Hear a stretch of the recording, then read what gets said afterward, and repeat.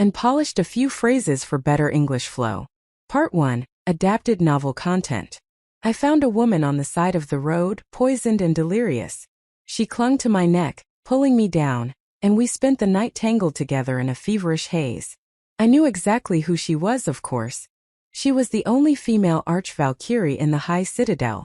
When the Celestial Guard finally rescued her and restored her memories, she looked at me with absolute indifference. Caleb Vance is nothing but a lowly hearthkeeper. He dared to take advantage of my vulnerable state and defile my divinity. His crime is severe. She paused, her voice icy. However, considering he saved me from a perilous fate, I grant him a millennium of ether to settle this karmic debt. She flicked her sleeve and ascended back to the Citadel. After she left, I couldn't help but devour a whole basket of ceremonial fruit, gleefully grabbing the long beard of Old Man Jenkins, the local earth spirit. I'm just a blue-collar worker, but finally, I can get promoted to a high ascendant and move into the Citadel. Every full moon, Seraphina Sterling would recline on her chaise, her gaze like water as she watched me. I knew her elite Golden Guard captains were coming tonight to discuss strategy. She wore sheer silk, one shoulder bare, her pale arm lifting a cup of ambrosia. Her red lips parted slightly. "Caleb, come here." I swallowed hard, walking to her side like a moth to a flame, and downed the cup she offered. Seraphina leaned in, kissing the wine from my lips. Our breath mingled. In the heat of the moment, I couldn't help but bite her earlobe. Those Armor Boy toys called themselves Divine Guardians, but their boss had been mooching off me for years. I've been eaten out of house and home, literally and figuratively. So why hadn't they picked her up yet? After the deed was done, Seraphina thought I was passed out drunk and rose to leave. Joke's on her. As the hearth, handling high-proof spirits was part of the job description. I slapped an invisibility sigil on myself and followed her. "Hi, Commander.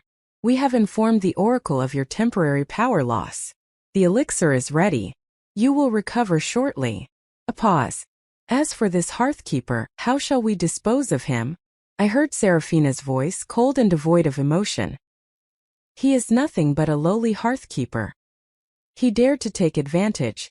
Grant him a millennium of ether to settle this karmic debt." The pale moonlight wrapped around her, restoring her to the terrifying majesty of a war goddess. There was no trace of the woman who had begged for my touch moments ago. Eyes red-rimmed and voice trembling. They continued whispering, but I stopped listening. I wiped a tear from my eye. Tears of joy. If the punishment was 1,000 years of power, punish me day and night. I was a good modern American guy until I got sucked into this book. I had accidentally stumbled upon a novel titled The Valky's Dominion. It was tagged as tragic romance, but halfway through it turned into a massive female lead reverse harem fantasy. While I was furiously leaving a 1-star review, I blinked and woke up as a D-list background NPC. Seraphina was the protagonist, the Citadel's only female warlord, a figure who gathered admirers wherever she went. No one knew her origins, only that she had existed since the dawn of the realms. The book described her as breathtakingly beautiful, a woman who would be swarmed by suitors if not for the terrifying silver spear she wielded. In the story, Seraphina was bitten by an abyssal beast while fighting the demon lord. She fell from the sky, lost her memory and power, and was picked up by the hearth Caleb. The original Caleb was a grinder obsessed with climbing the corporate ladder to the Citadel. But when a gorgeous woman fell from the sky, he threw his ambitions away. He burned through his savings and energy to heal her just to see her smile. Basically, the guy was thirsty. Soon, Seraphina regained her memory, played along with him for a bit, tossed him some power and left. Then came her journey of leveling up and collecting handsome men. But the NPC Caleb didn't know his place. He tried to follow her to the Citadel to find his wife. He barely stepped through the golden gates before a guard skewered him for being a traitor. Game over. I cried into my pillow reading it, expecting a redemption arc, only to realize the original Caleb was just a stepping stone for the heroine and her harem. If it were me, I'd take the power and run. With 1,000 years of ether, I could fly anywhere, date anyone. Why die for a heartless goddess who didn't even remember his face? In the real world, that's all being a side character. Besides, in her harem, Caleb wouldn't even make the waiting list. I'd slam my phone down, write a 10,000-word rant on Reddit, and boom, white light. I became Caleb.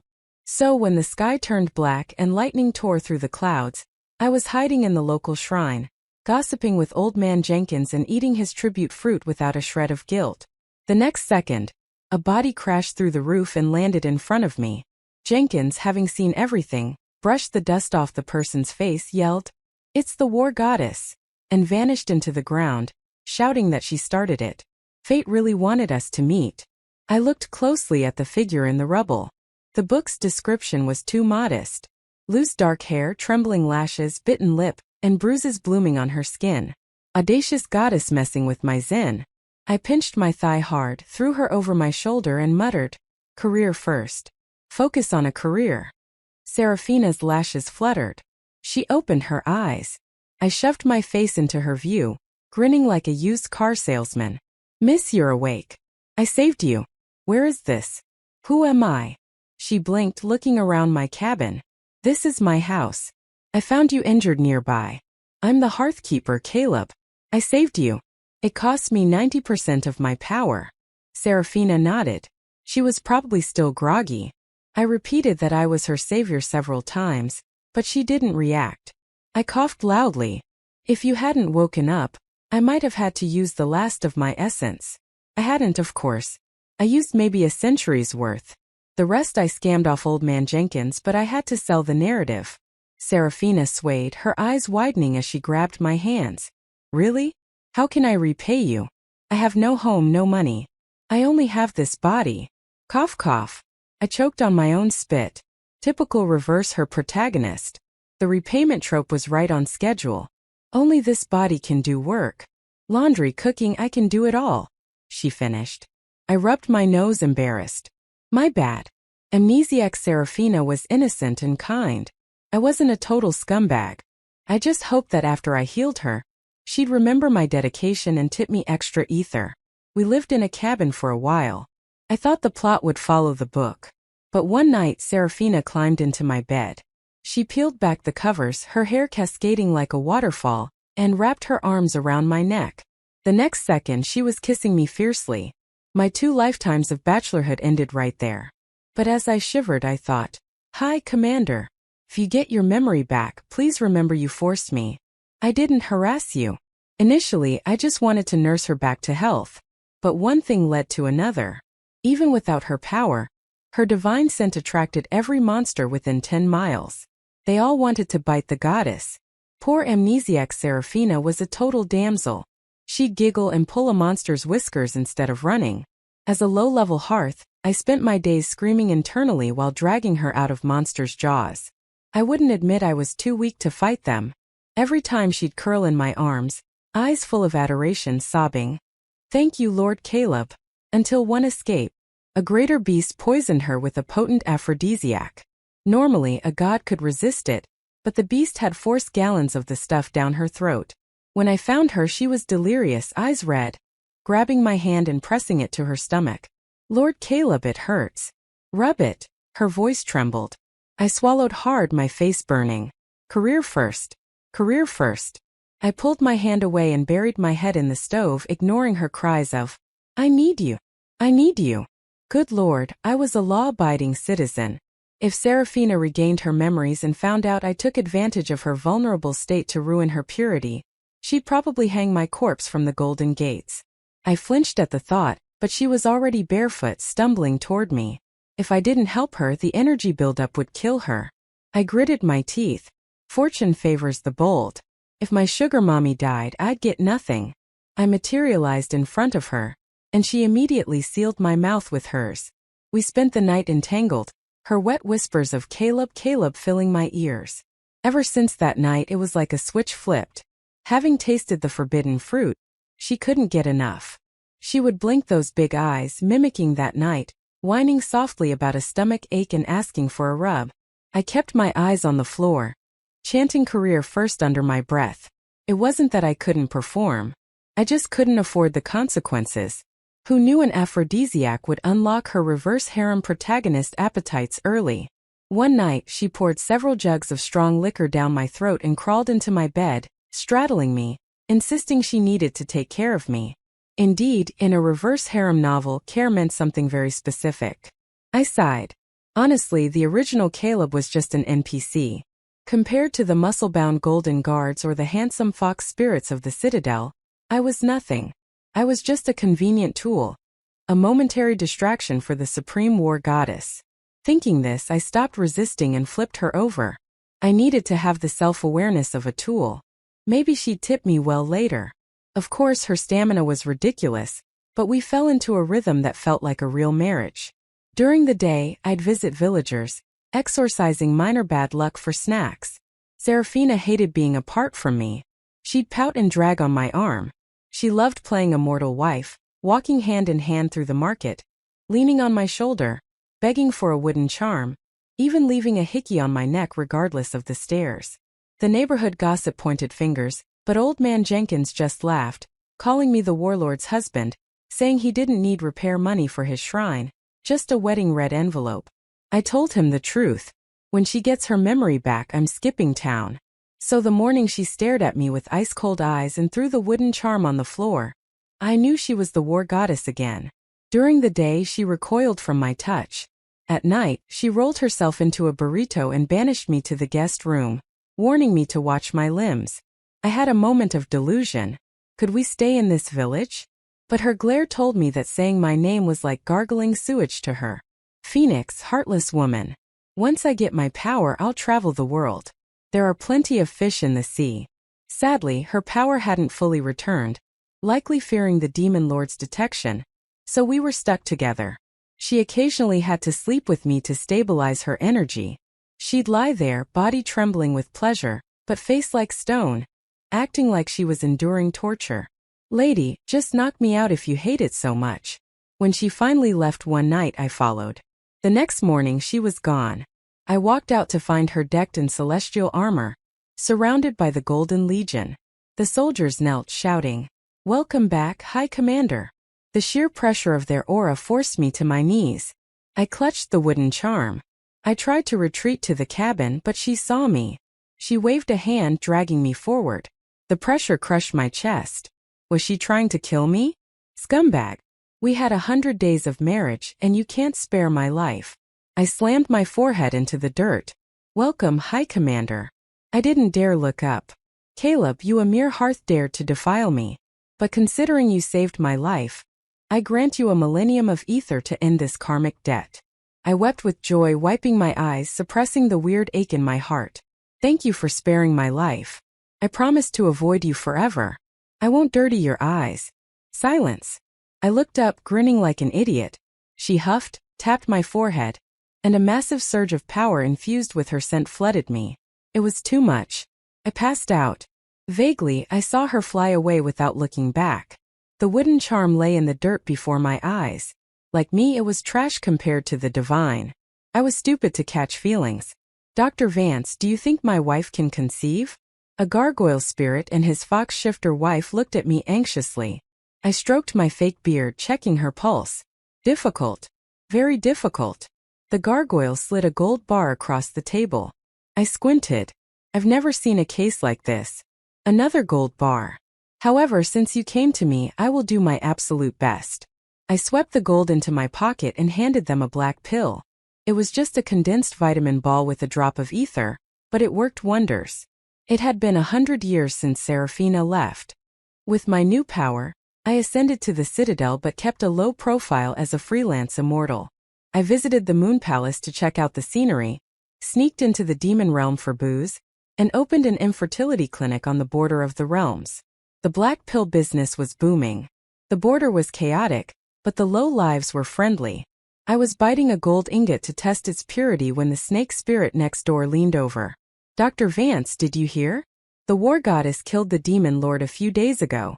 They say she was injured for years but came back for revenge.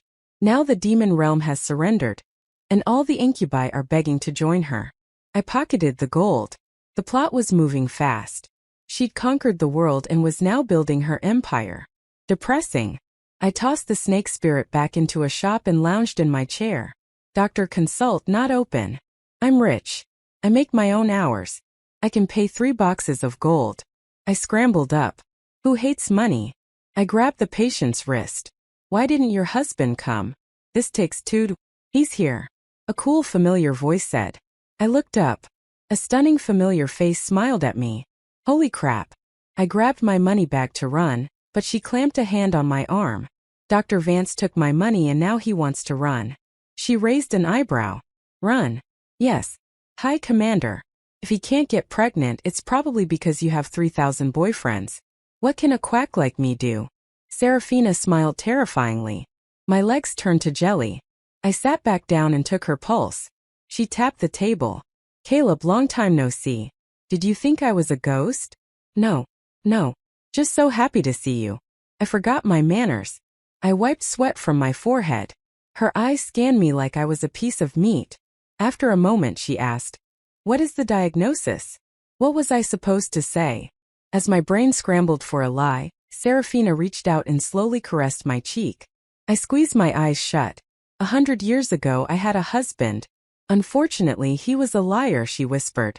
As for why I haven't conceived, perhaps it is his fault. Why don't I go to Dr. Vance's home for a thorough examination? Excuse me? Insult me all you want, but don't insult my swimmers. I pressed my lips together. Fine. Rank has its privileges. I clutched my money bag, plotting my escape. Snap. She clicked her fingers. Golden guards appeared, grabbed me, and bam. We were back in the old cabin. I stared. The place was spotless. The peach tree was blooming, but inside the tension was thick. Serafina sprawled on the bed. Caleb, water and sweep the floor. I see dust. I'm hungry. Cook something. I thought we settled the debt. Why are you haunting me? Surely she wasn't recruiting me for the harem. I held a broom in one hand and tea in the other, furious but physically outmatched. I slammed a bowl of terrifying black porridge in front of her. I command you, my cooking sucks. You should go back to the Citadel and let your demon boy toys feed you grapes. She chuckled, picked up the bowl and downed the toxic sludge without blinking. She wiped her mouth on my sleeve. This porridge has upset my stomach. I'll have to stay the night so the doctor can monitor me. What? I widened my eyes, attempting to poison a war god. She smirked. No problem. Stay as long as you like. She nodded and stripped off her outer robe, rolling into my bed. I reached out, then pulled back. That's my bed. She probably forgot which room was which. I turned to leave the guest room. Dr. Vance's porridge was potent. My stomach hurts. Me? Stay here tonight, lady. Please kill me if you want, but don't torture me. I grabbed a blanket and huddled in the corner. Silence fell, but I felt eyes on me. I opened mine. She was watching. I closed them. She was still watching. I will endure. Stomach hurts. Come rub it. PTSD kicked in. But she was the war goddess now. I shuffled over and gingerly touched her stomach. The next second, she pinned me to the mattress. I lay like a log. She hugged me from behind, hot breath on my ear. Is the herm not enough? Her arm tightened around my waist. Felt familiar. My eyelids grew heavy. Before I drifted off, I felt her bite my earlobe, kissing down my neck, murmuring, Caleb, I made you wait. The next morning, sunlight hit my face. I woke up to find Serafina propped on her elbow, grinning. Awake! I bolted upright. Dad, you've been watching me sleep. She slid her hand in my shirt, drifting down my chest. Caleb, come back to the Citadel. Be my husband. I panicked and grabbed her hand before it went south. What? She paused. Come back.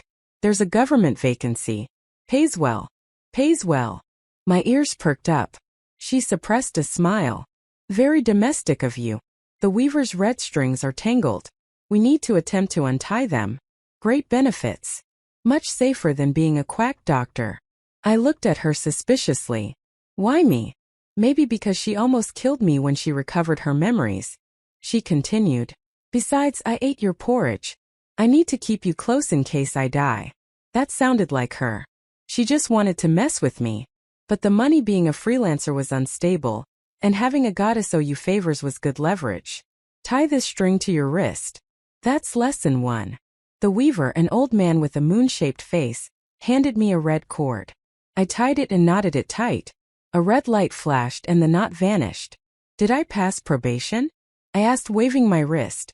The weaver burst into tears, hugging me. Finally, someone tied it. Boo-hoo. It was just a knot.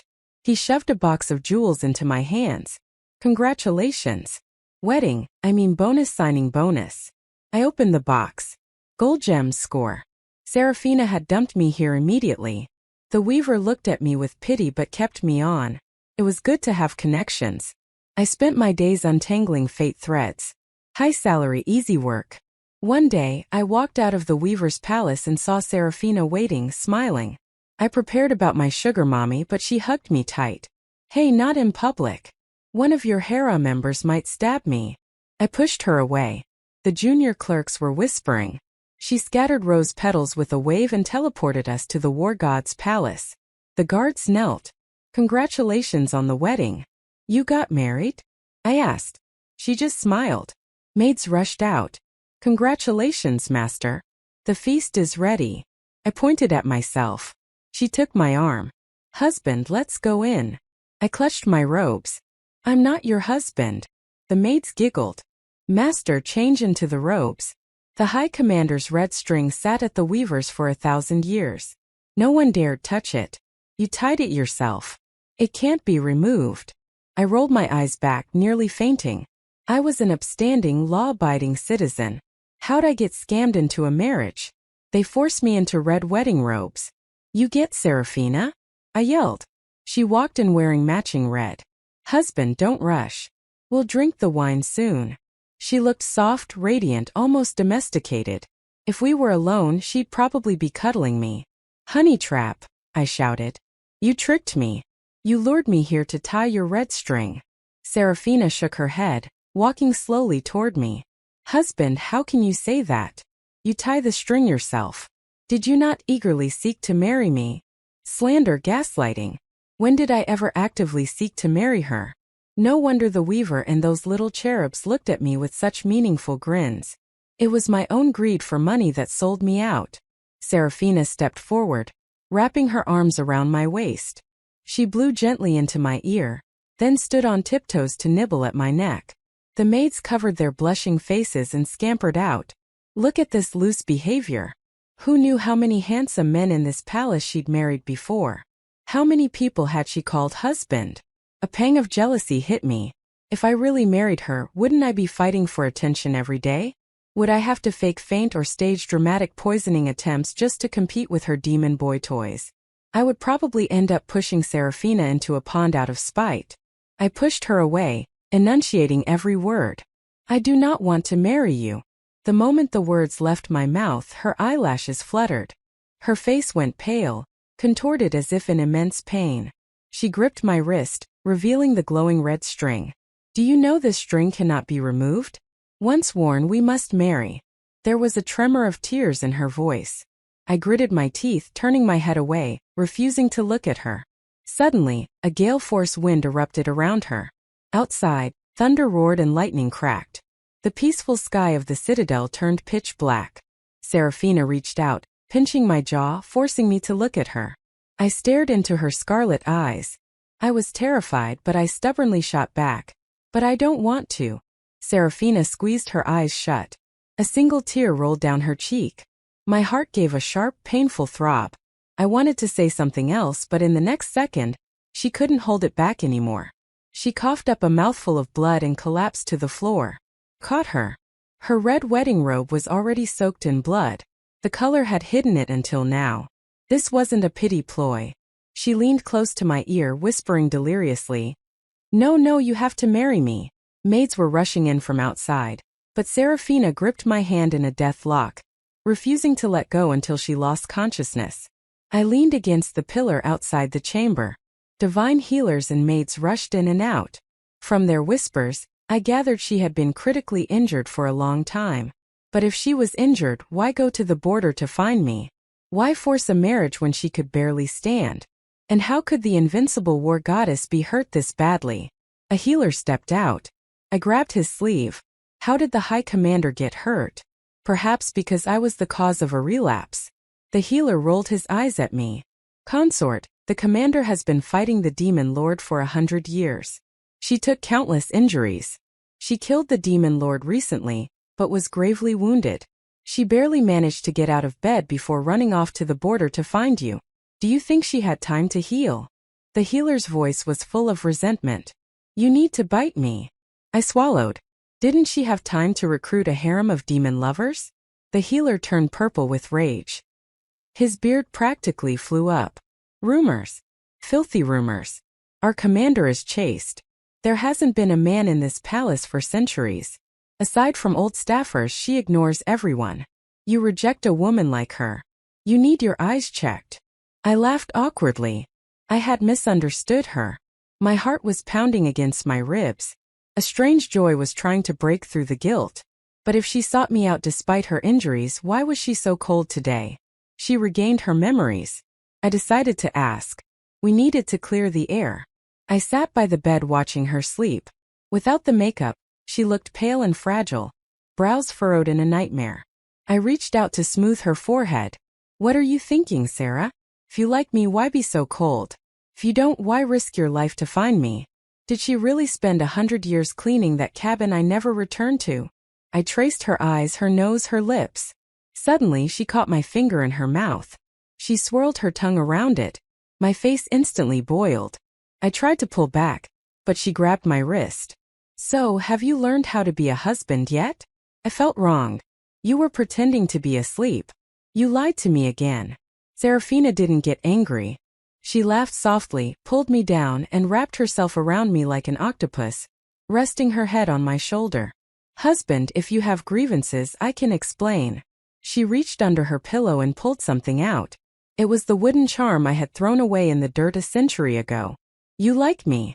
My nose stung. I decided you were my husband back in that cabin. I took the charm. Then what about the golden guards? The demon boys? She looked genuinely amused. She bit my neck, her voice husky. Never. Otherwise, why would I visit an infertility clinic? I blushed furiously and covered her mouth. Don't talk about that. It was fine when we did it, but saying it out loud makes me want to move to another dimension. I looked into her eyes, which seemed to hold the stars. Then why? Why were you so cold when you got a memory back? You almost killed me with that pressure. Serafina was silent for a few seconds. She cut my face and kissed my cheek. Do you believe me? I nodded. That day I regained my power. But the demon lord who had been hunting me would have sensed it immediately. If they knew you were my weakness, you would have been a target. I couldn't protect you 24/7. I had to pretend to be heartless. I gave you the ether to protect you, intending to come back once the demon lord was dead. I nodded. That made sense. But what if the ether wasn't enough? What if I was in danger? She played with my hair. My essence is inside you. It acts as a live feed. A live feed. I'm home. Eating, sleeping, showering. I saw it all. I forced a polite smile, so she installed a spy cam in my soul. 0 privacy rights. Seeing my silence, she grinned sheepishly. Husband, we're an old married couple. It's normal, right? I nodded slowly since she was powerful enough to have a psychic surveillance system. Why the rush to marry? Why the dramatic roleplay? She seemed to read my mind. She pouted, snuggling into my chest. Dr. Vance, I haven't been pregnant in so long. I brought my husband. It must be his fault. You can't take the fee and not do the work.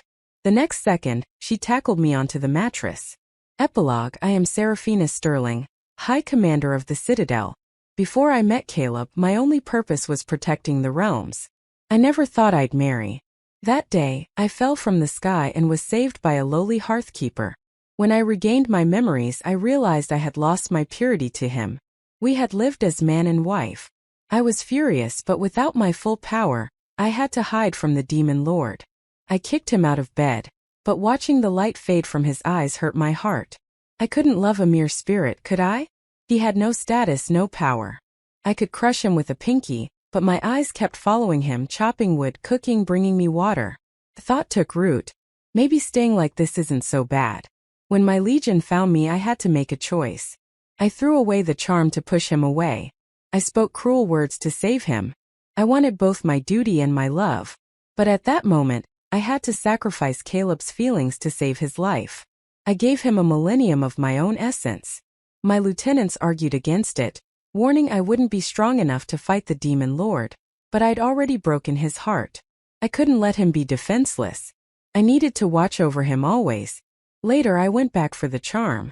I paid Old Man Jenkins to maintain the cabin. I fought the demon war for 100 years. I won, but at a great cost. Broken and bleeding, I didn't care. I just wanted to find my cheap husband to trick him into coming to the Citadel. I pretended to be drunk and raided the Weaver's palace, tangling all the red strings into a mess. I threatened the old man. Caleb had to be the one to untie my string, and he had to tie it to himself. I lured that money-grubbing ghost to our wedding with a few boxes of jewels. As for the future, he has to take responsibility. New goal: a basket full of baby herekeepers. Story complete.